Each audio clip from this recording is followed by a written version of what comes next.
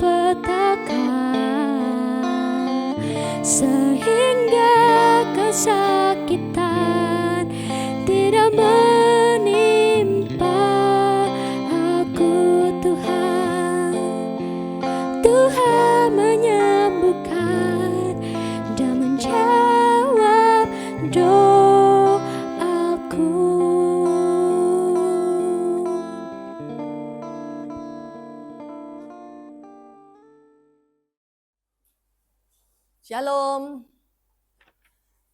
Mari kita bersama-sama berdoa terlebih dahulu sebelum kita merenungkan bagian firman Tuhan pada pagi hari ini. Mari kita berdoa. Bapa, kami mengucap syukur pagi hari ini kami mau mulai dengan sesuatu yang baik, di mana kami mau merenungkan dan mendengarkan sebagian dari firman-Mu. Biarlah Tuhan tolong supaya setiap kami boleh merenungkan dengan baik dan kami boleh mengerti dan menangkap pesan Tuhan pada pagi hari ini untuk setiap kami pribadi demi pribadi. Mari Roh Kudus ambil alih dan Engkau sendiri menerjemahkan di dalam hati dan pikiran kami dan bahkan boleh kami bawa menjadi berkat dalam kehidupan kami. Dalam nama Tuhan Yesus kami berdoa. Amin.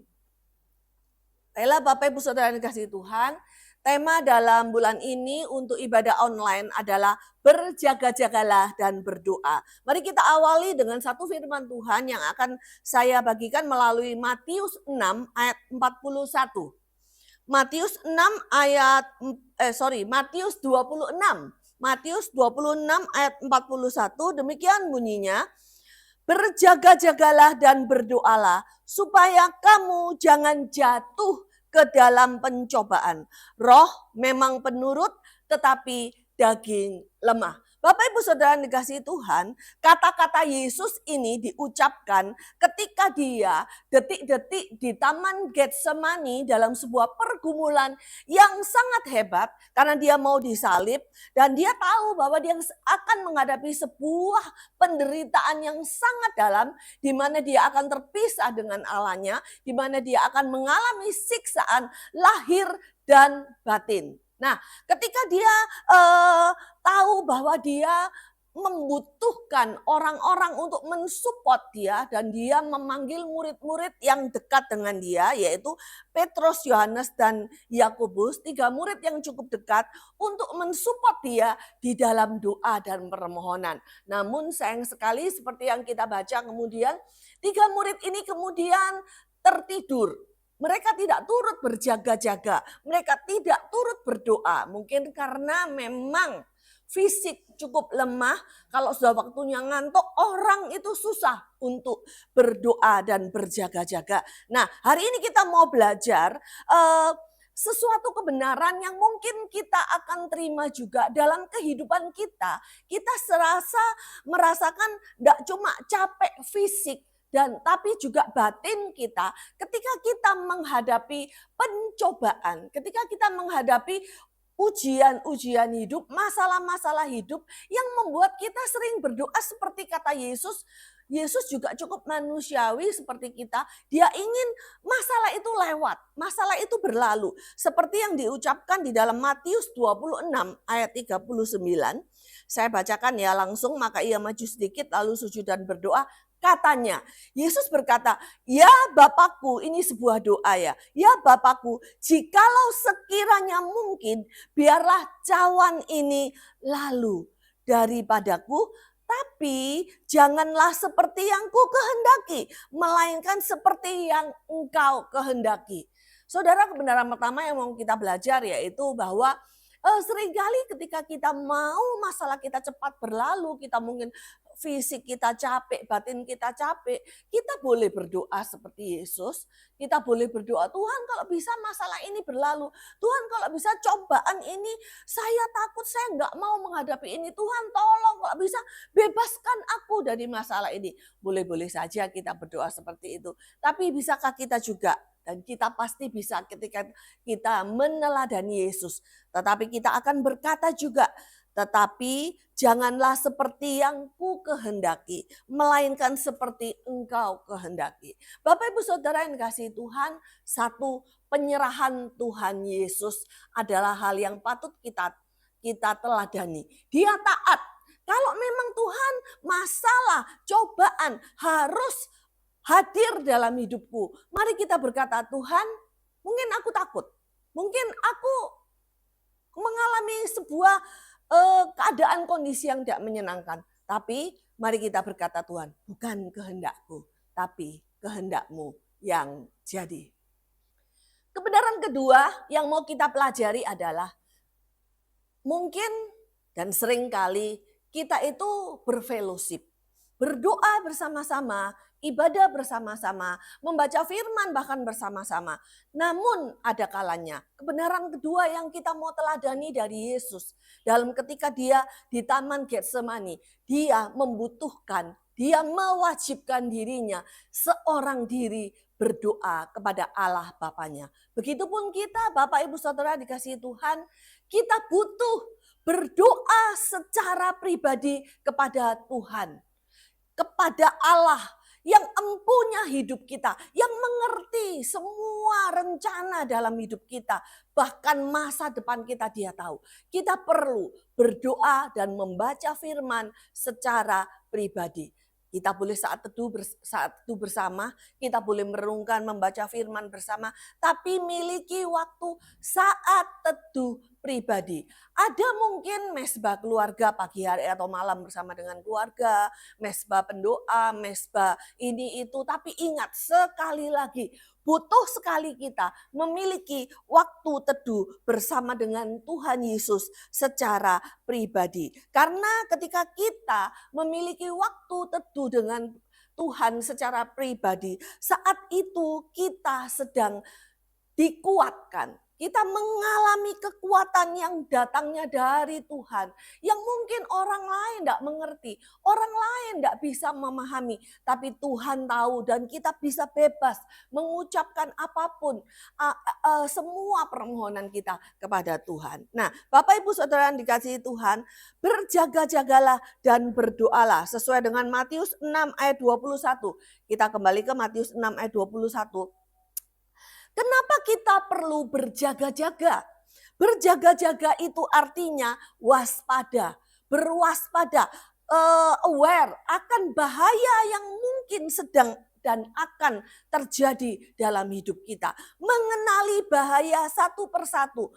Kita dibukakan mata hati kita, merenungkan apa yang mungkin terjadi, apa yang bukan kita berpikir secara negatif, tapi kemungkinan apa yang terjadi seandainya kita melakukan ini dan itu. Sebagai contoh saya sebutkan misalnya setiap malam kalau kita mau tidur, kita lihat, kita berjaga-jaga apakah semua jendela-jendela terkunci, apakah semua pintu-pintu tertutup rapat, jangan sampai ada yang masuk. Nah, maling, pencuri, atau siapapun termasuk binatang kucing, tikus, apa mungkin masuk ke dalam rumah kita, mungkin belum datang, mungkin belum masuk. Tetapi kita nggak mau binatang pengerat, binatang perusak, atau orang-orang jahat hendak mengacaukan, hendak mencuri, hendak merebut apa yang menjadi milik bagian kita dengan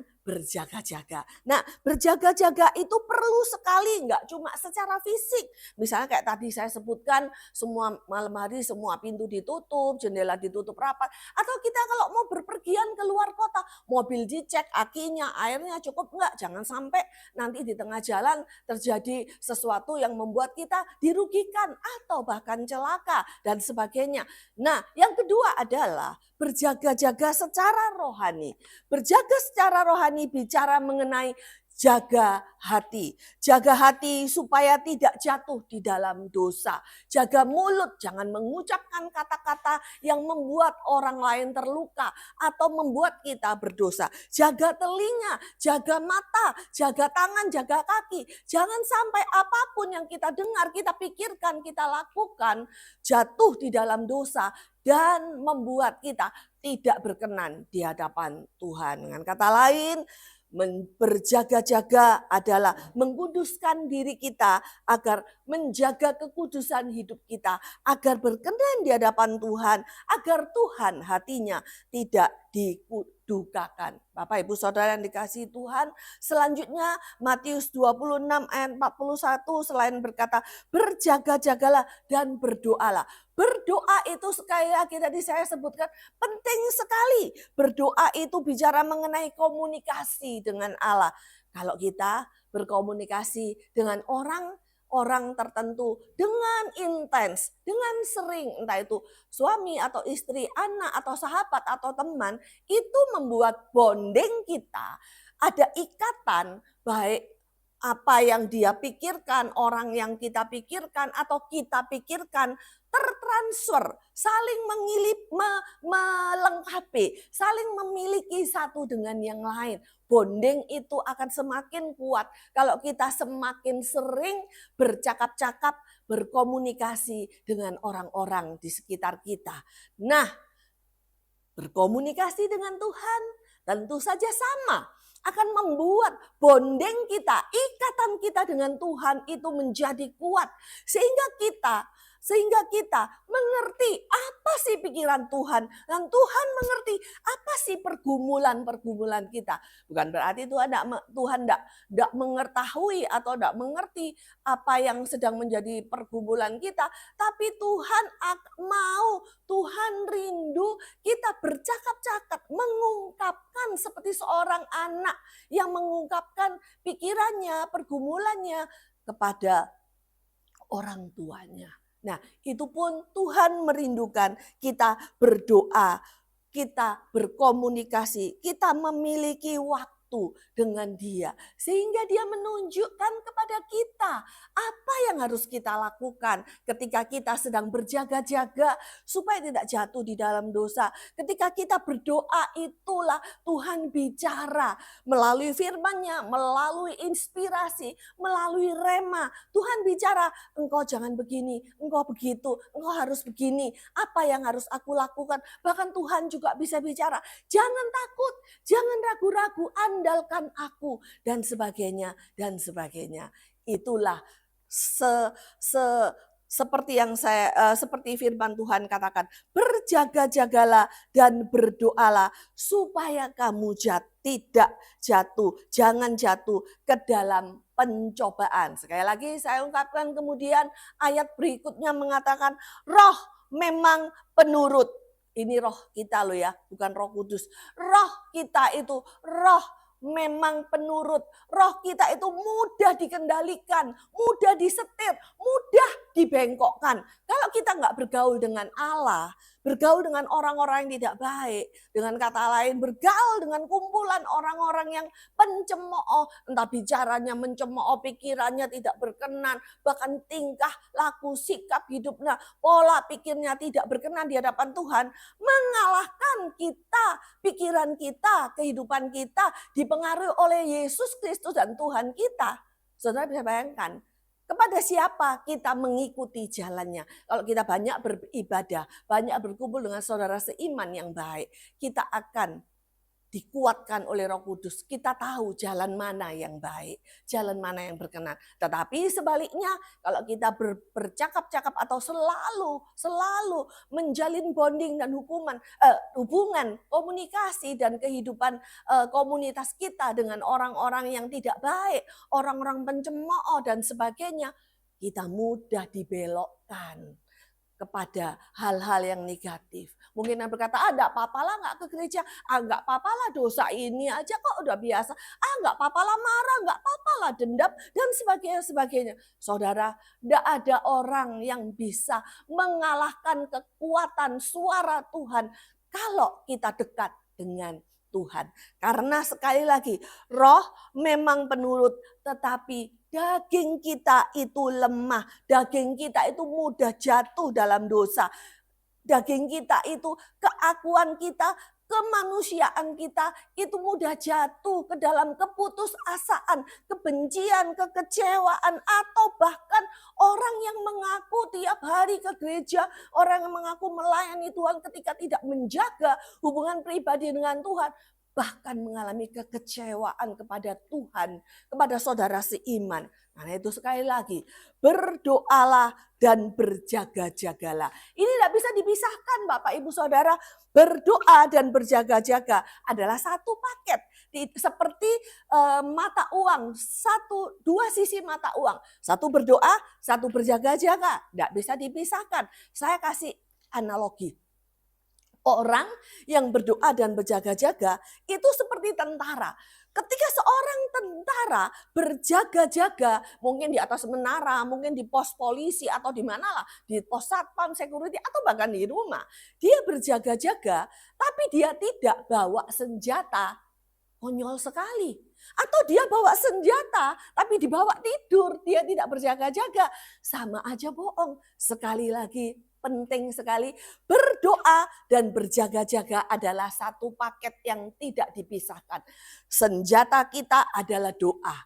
melawan kuasa kegelapan, tetapi berjaga-jaga bicara mengenai sikap kita, berwaspada. Jangan sampai kita jatuh di dalam dosa. Tentu saja sekali lagi saya ingatkan, mata, mulut, pikiran, tangan dan kaki tidak dibiarkan dibawa ke hal-hal yang tidak baik. Tapi biarlah mata, pikiran, kaki kita, semuanya ucapan mulut kita dibuat memuliakan Tuhan. Dibawa kaki kita jalan ke rumah Tuhan. Pikiran kita memikirkan positive thinking. Hal-hal yang positif yang kita pikirkan dibawa kepada hal-hal baik yang menyenangkan hati Tuhan. Biarlah ketika kita menjaga hidup kita, menjaga hati kita tetap kudus dan tetap berwaspada. Jangan buka celah, jangan memberi kesempatan, sedikit aja kok nggak apa-apa, sekali-sekali kok nggak apa-apa. Tetap tidak, kita tutup celah, kita rapat-rapat. Jangan biarkan dosa masuk, sekecil apapun dosa itu. Jangan izinkan masuk, jangan izinkan engkau harus tegas kepada dosa dan perbuatan yang tidak berkenan terhadap Tuhan. Dan engkau pakai senjatamu, berdoa, minta Tuhan kuatkan, minta Tuhan berikan kepada kita kemampuan untuk mengatasi setiap cobaan, setiap intimidasi dari kuasa kegelapan, sehingga kita tidak mudah jatuh di dalam dosa. Kalau orang suka berdoa, suka menjalin hubungan dengan Tuhan, dan suka menikmati hal yang baik dengan Tuhan, saya percaya dia memiliki ketahanan rohani yang kuat. Dia tidak mudah jatuh di dalam dosa. Dia akan berkata tidak terhadap dosa. Jadi bagaimana Bapak Ibu Saudara sekalian? Sudahkah engkau memiliki doa pribadi dengan Tuhan? Sudahkah kita berjaga-jaga di dalam roh dan kebenaran? Berjaga-jaga di dalam pikiran, perbuatan, tingkah laku, bahkan ucapan kita. Kalau kita melakukannya itu dengan sungguh-sungguh, kita siap menghadapi berbagai masalah di dalam kehidupan kita. Dan saya pastikan berdoa dan berjaga-jaga memampukan engkau kuat menghadapi badai kehidupan. Mampu menghadapi semua tantangan, bahkan intimidasi dari kuasa kegelapan. Karena engkau punya bonding yang kuat dengan Allah yang akan memelihara dan menjaga hidupmu setiap hari. Tetap kuat, tetap semangat di dalam Tuhan. Mari kita berdoa mengucap syukur untuk firman hari ini. Tuhan, terima kasih hamba-Mu telah menyelesaikan bagiannya. Mari saat ini Roh Kudus, Engkau ambil alih, Engkau bekerja, Engkau menguatkan, Engkau berbicara, memberikan inspirasi kepada anak-anak-Mu yang mendengarkan firman hari ini.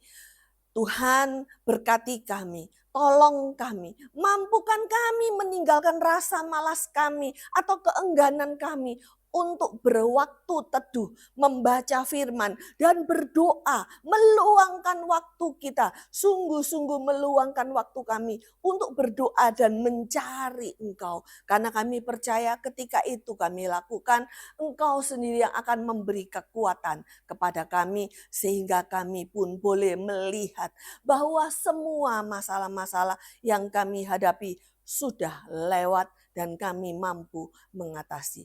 Terima kasih Tuhan untuk waktunya yang Kau berikan pada kami pada pagi hari ini.